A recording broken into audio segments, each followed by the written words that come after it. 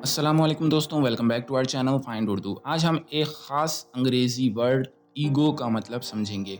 Ego का उर्दू में मतलब होता है गुरूर या खुद एतमादी। इसका मतलब ये है कि किसी शख्स का खुद पर या अपने आप पर बहुत ज़्यादा भरोसा हो, कभी-कभी इतना ज़्यादा कि वो दूसरों को इग्नोर कर सकता है।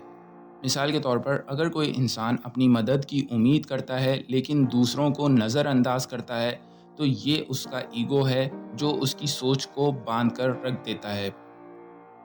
His ego prevents him from asking for help. उसका ईगो उसे मदद मांगने से रोकता है।